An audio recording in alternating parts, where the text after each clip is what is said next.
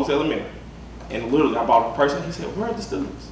The communities are dying because we're not supporting the anchors of the community, which is the locally owned businesses. We support the locally owned businesses, the communities will be viable.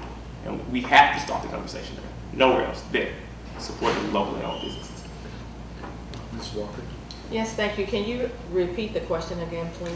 Yes, pilots have been the focus for economic development going forward.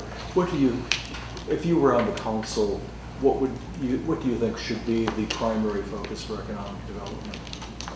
Thank you for that question. I think that economic development, the focus should be on real economic development that's going to develop communities, develop the city overall. If you say economic development currently in the context of Memphis and we have this extreme poverty rate, do we have economic development? I think in this instance it's a misnomer because it suggests that, like, we have Crosstown and Union Road, and I'm for all that, and I support initiatives like that, but is it real economic development when simultaneously we're the second poorest city in the metropolitan area in the country? So real economic development where more entities, individuals can come to the table as far as pilots are concerned. I think that pilots are great. I think that the pilot program is a great program. The issue is transparency, accountability. Why are we giving pilots to corporations who are only willing to pay $15 an hour? I would like to raise the $15 an hour to a minimum of, let's say, $25 an hour, but 15, that's just too low. We're giving away too much. There needs to be more accountability, more transparency, and I have a new acronym for pilot, and that's payment in lieu of payment in lieu of talent. So with the payment in lieu of talent pilot program, that would reach further down into the community. I want to address a lot of the small, independent, truly small businesses.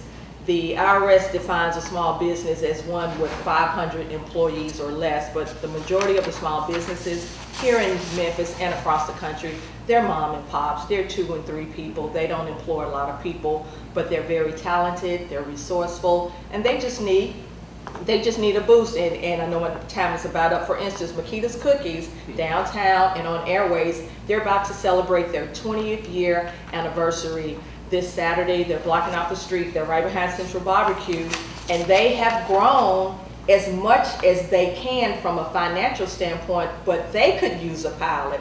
They turned down offers to manufacture more cookies because they can't afford the larger industrial size ovens. And so that's what I would like to do with the pilot, reinvent it, keep the corporate participation, and let's bring in some true small businesses to the table.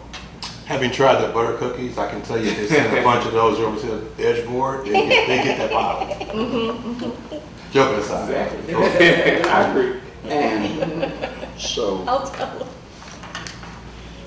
when you think about this overall process and trying to deal with the subject matter of the business community, business development, you have to ask yourself a question. All of these programs, are they interacting with each other? Are they duplications? What are they doing? Actions speak louder than words. Over the past 12 years, I brought over 1,000 businesses to Memphis to do business in Memphis through international trade. I'm a businessman. Now, economic development, back in 1981 and 82, I was the executive vice president of BBA. I'm the first recipient of the BBA. I bought over hundreds of businesses in Arkansas, Tennessee, and Mississippi to land in Memphis. Also, people like Chisholm Trail, John Big Star, Advance, moving those businesses and making them big and better to create jobs, create opportunities. I work with the Ministers Alliance, the President, Mr. Reverend Leaks, in order to pull this thing together so that we could create jobs. Our motto during that period was don't move, let's improve. I'm the first African American ever been selected by the President of the United States of America to come to Washington, D.C. to sit before a committee to discuss domestic and foreign affairs since 1842, Sojourner Truth. I'm the first African American ever been selected by a major college, Memphis State at the time, to ride on the float with the President to throw out the football, Memphis State versus UT. Now, in that statement, I did refuse to throw out the football, I will admit that, because I felt that Memphis State hadn't lived up to its promise, where we hold these truths to be self-evident that all people are created equal. So some of the writers and reporters in the Black Voice versus the other newspaper shout out to me, said, look, what's going on?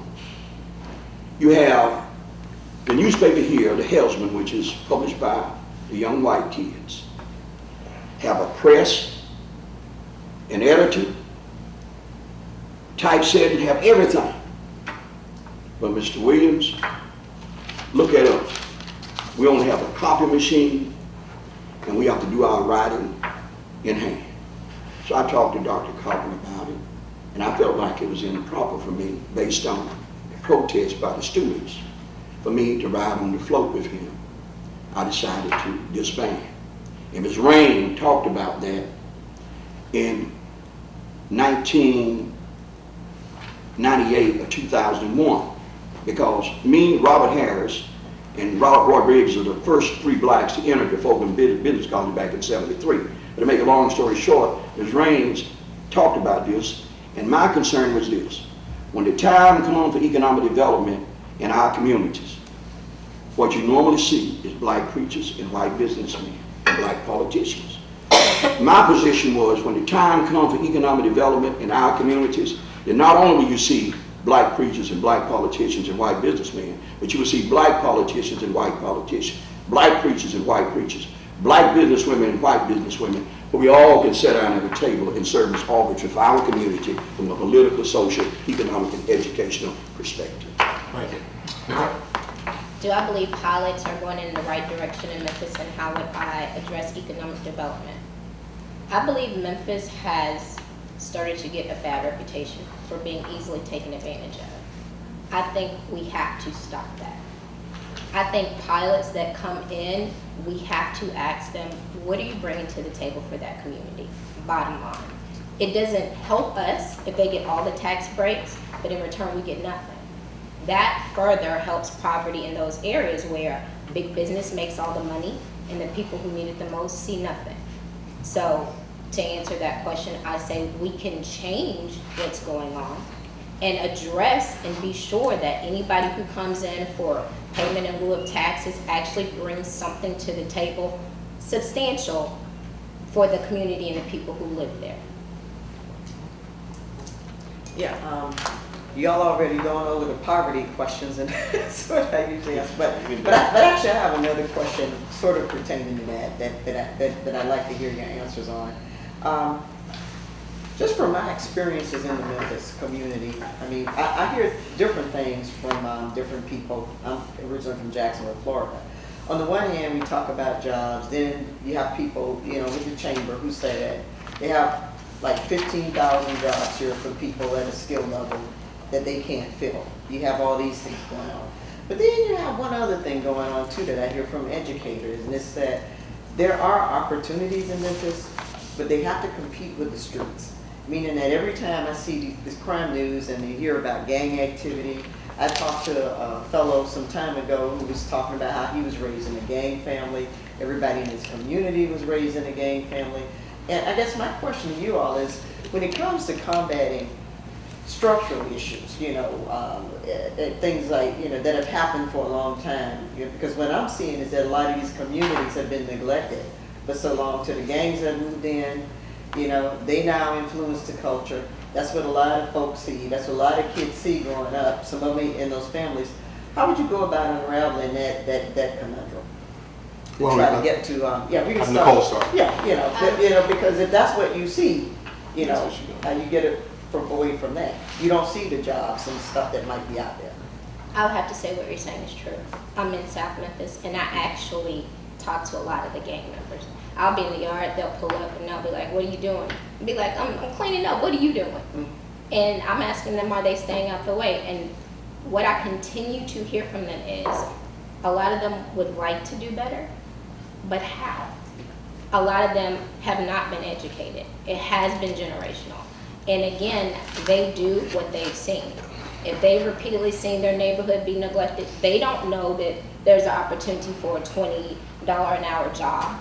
They see the guy on the corner that's selling drugs, or they do what they know and what they've seen. To address that, I would push for a lot of the nonprofits, and again, a lot of the companies that come into the community to set aside funds to employ the people in the community, to make a difference. Because without that, they're hopeless. They just do what they see and what they already know, and that creates in itself a cycle. Question. We'll give people a chance to answer this question across the table first. So, Yeah. Anybody can jump in at this Okay. point. First of all,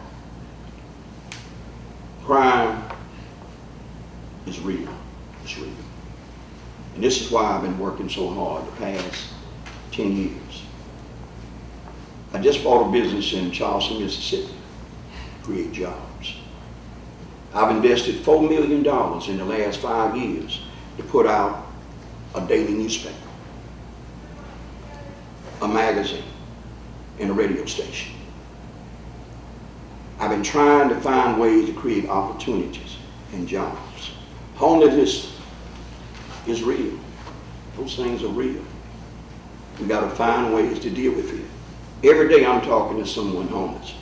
If you look in the commercial appeal of other newspapers, you'll find that in the past 8 months, I've had 11 break-ins. And I had to find the criminals and catch them and put them in jail myself.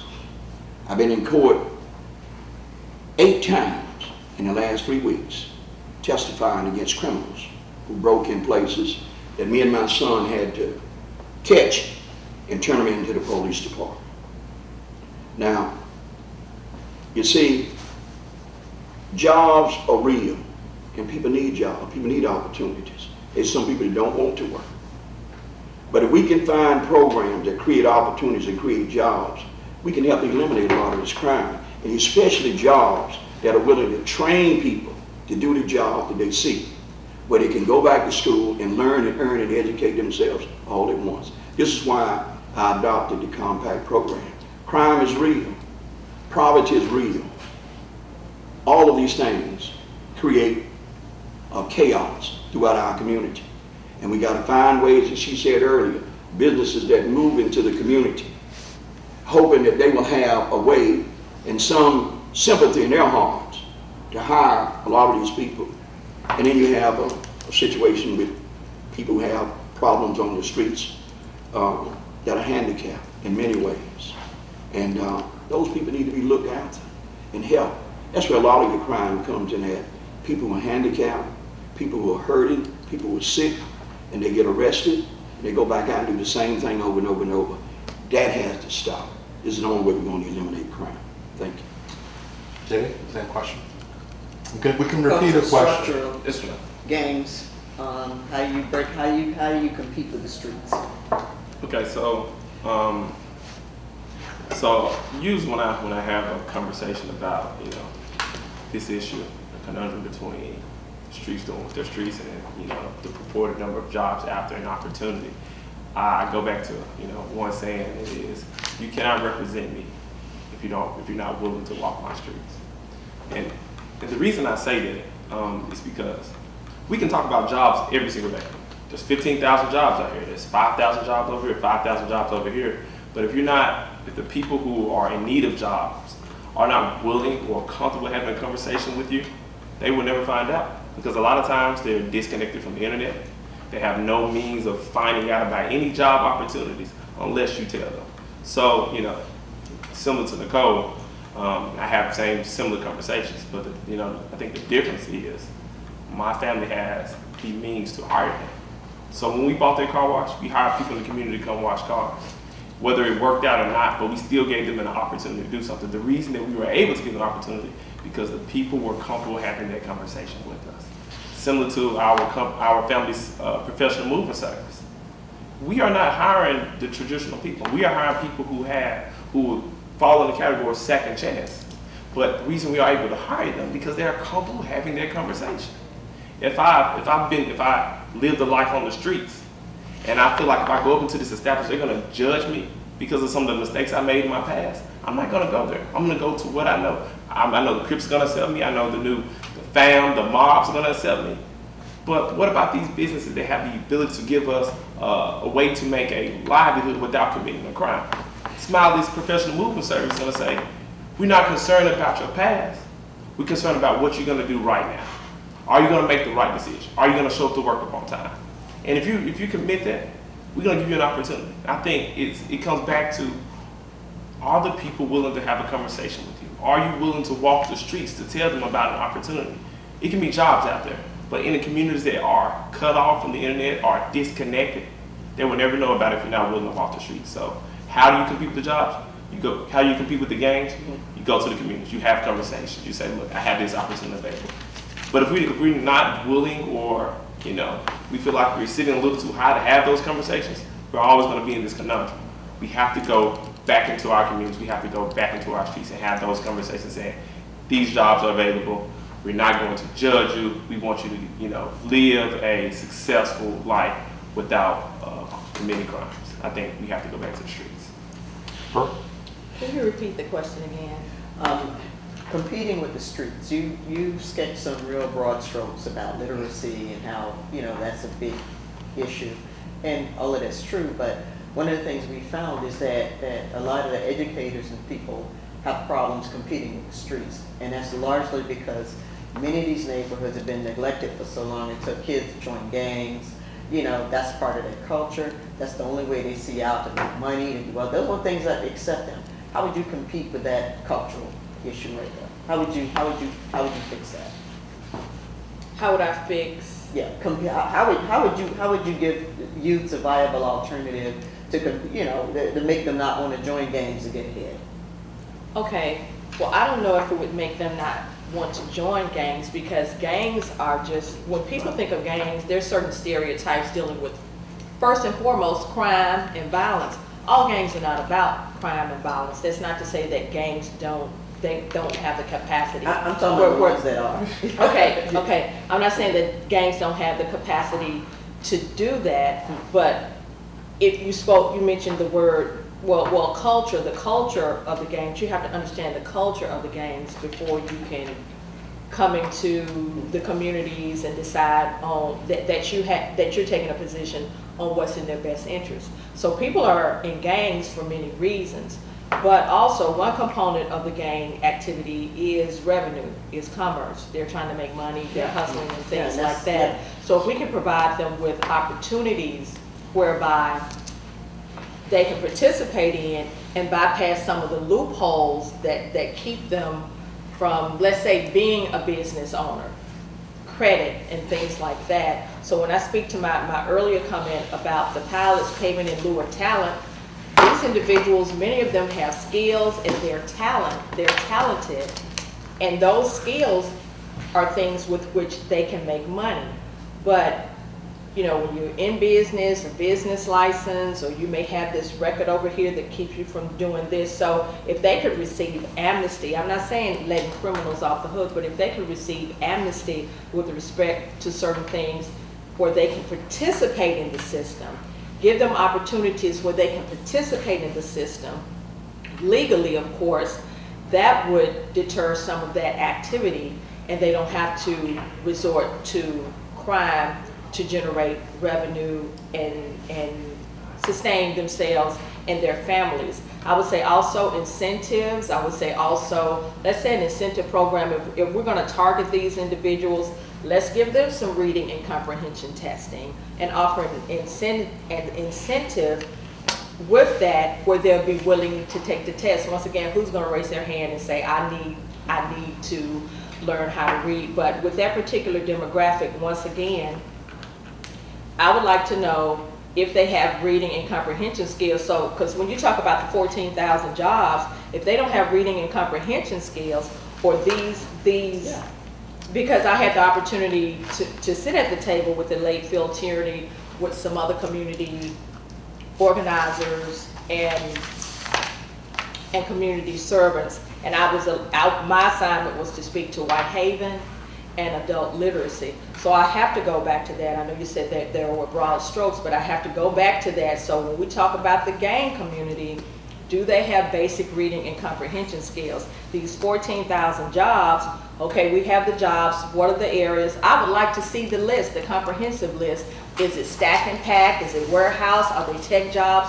What exactly are these jobs? Because the people need the skill set to meet the jobs. And so that's another area that needs addressing, the workforce development. And finally, going back to marketing and PR, communication.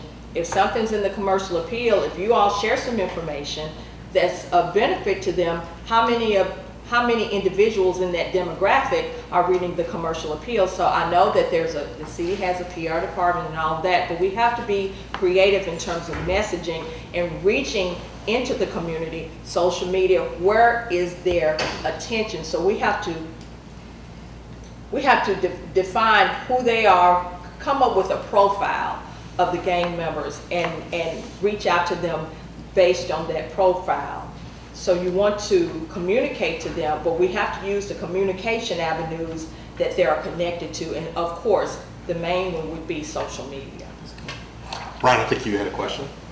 Since the Memphis City Schools, Shelby County Schools merger, Memphis has not directly annually contributed to Shelby County Schools. So this is a yes or no question. Do you think that it's time for Memphis to begin a direct annual contribution Yes. to Shelby County Schools? Yes. Absolutely. Repeat that question once again. Do you think it's time for Memphis City government to directly and annually contribute to Shelby County Schools? The Memphis city government Yes. contribute to Shelby County schools? Yes. No. Yes. Mr. Latroy, since you said no, could you kind of elaborate why you wouldn't? Well, for number one, you see, go and look at 49-501, TCA, Tennessee Code Annotated. And you will see in 49-501 it states, since 1985, in Article B, Section 3, the Memphis City School has been a part of the county process all the time, you see, since 1985, you see. So you didn't have to really merge the school. Also, the trickery that was played by the leadership of the city of Memphis and Shelby County. If you go back and look at 49-1201, it states that in order for the Memphis City school system to merge and be executed in a fair and equitable way, the county mayor select 5 members, and those 5 members must be, they don't have to be certified, so that means they can be business people. The city mayor select 5, but they all have to be certified, that means they got to be school teachers. The school board select 5, and then the Constitution moves in under Article 2, Section 9, the 14th Amendment, Brown versus Board of Education, and the Dred Scott decision. It states that in order for the schools to merge, after they got 5 members from the city, 5 members from the county, and 5 members from the school board, you need 8 more. It has to go by proportionality, which 72% or 78% of the school system is black, so therefore you select another based on proportion. So that would have given the Memphis City school system maybe 15, 17 blacks on the Memphis City school system or the Shelby County school system. But the tricks that they play, they allow Mayor Latroy to select 14. and he select 14 whites. That's not right. I don't care which way you look at it, you see. And so it put people like Mark Tavis and others into a trick bag. They didn't understand the process because Mr. Pickler had already said to me, he said, Latroy, and he said it in front of Mark Tavis and Tamika Hart. And I tried to tell them. I said, look, it ain't no fun when the rabbit has the gun. You got the gun. You can move this thing anyway. And I told Darcy Hobson the same thing. Mr. Pickler said, Latroy, I'm not a racist. I just don't want to see the Memphis City school system take over the county. I said, Mark Tavis and Tamika. I said, Dr. Hobson, I said, you hear what he just said? He said that he's not a racist. You don't want to see the Memphis City school system take over the county. That reminds me of Jefferson Davidson, the old president of the Confederacy, who once said, this is not about slavery, it's about states' rights. And so the point I was trying to make is that the Memphis City school system has been part of the county since 1985. And then when you talk about the relief in hiring a school superintendent to be over it, you see, all that come under 49 to 301. And it talks about you have to have 10 years of educational system dealing with 5 in administrative, 5 in a school teaching, etc. And what happened was, Darcy Hobson, he has a JD, that's a Jewish doctrine. You don't have to have a master's degree in order to get a Jewish doctrine. And so he didn't have a master's degree, and so he was not qualified really to be the school superintendent of the city of Memphis and Shelby County. But it was done for trickery reasons so that they can end up, the county, gaining the old school system without paying that much money for them, and that was wrong. And I still would say that when you ask that particular question, that at the end of the day, that should the Memphis City school system pay into the county system as it was? No. But I'm going to change my vote to the Memphis City school system, since now they're in control, to yes. So I was basing my vote on the fact that, for number one, being the Shelby County school system before the Memphis City school system took control. So yes, they should pay into the county. So we have 4 yes votes. Yes. So pretty close to the end, we're going to go ahead and wrap up with the closing statement, the closing question, and that is, what have you learned about yourself in the city during this campaign?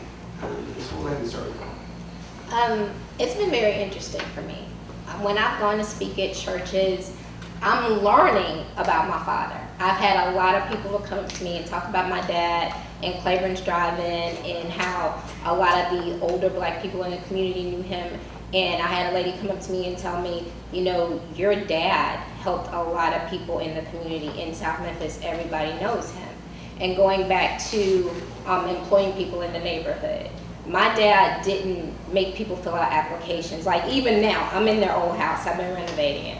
I still have people come knock on the door and say, hey, your dad used to let me cut the grass. Your dad used to let me trim the hedges. Does your dad have any property that needs to be painted? And he helped in the community that way. And these weren't people who had degrees. These were literally people who were trying to get something to eat. So it made me feel warm and fuzzy inside to know that my dad was such a giving person. And I hope to follow in his footsteps and maybe push it up a couple of notches and be more instrumental in the community as a whole by being part of city council and being able to represent that well. That's it. Quick question. Was it your dad or uncle? For the Cleaborn homes, that's my uncle. Again, my name is Latroy, Alexandria-Williams. I'm a candidate, Super District 8, Position 1. If you elect me, based on what I've learned during this period, being out here, I think it fit my overall profile. You see, basically everybody that's running for public office is running to do what I've already done.